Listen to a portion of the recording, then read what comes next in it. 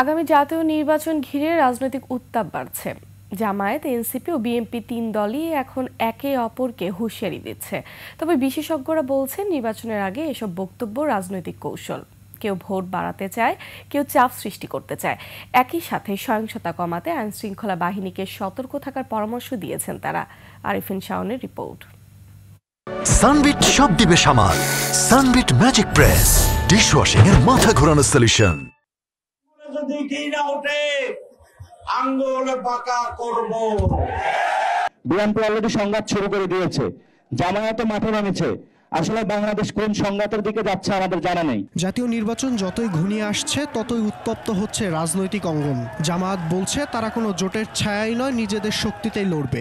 অন্যদিকে এনসিপি অভিযোগ করছে জামায়াত ও বিএনপি একই ছক আঁকছে মাঠ দখলের।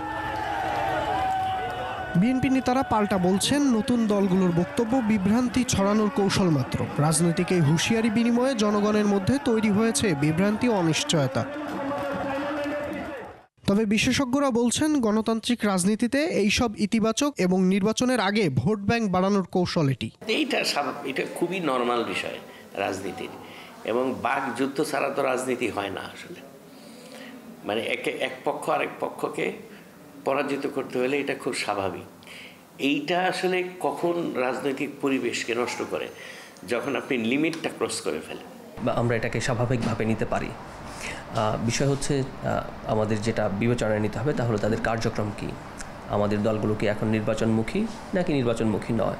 একই সাথে বলেন আইন শৃঙ্খলা বাহিনী সচেতন থাকলে সহিংসতার ঘটনা কমানো যাবে। নির্বাচনটা তো শুধুমাত্র সরকারের নয়, রাজনৈতিক পক্ষগুলোর মধ্যে যদি নির্বাচনের একটা সুষ্ঠু নির্বাচনের ব্যাপারে ঐক্যমত্য থাকে তাহলে আমরা ধরে নিতে পারি যে একটা সুষ্ঠু নির্বাচন হবে। আপনার ইন্টেনশনটা কি?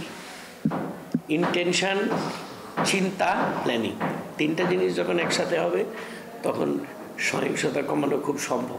নির্বাচনের পর দেশের পরিস্থিতি স্বাভাবিক হবে বলে আশাবাদী বিশ্লেষকরা। আরিফিন শাওন, 21 টেলিভিশন, ঢাকা।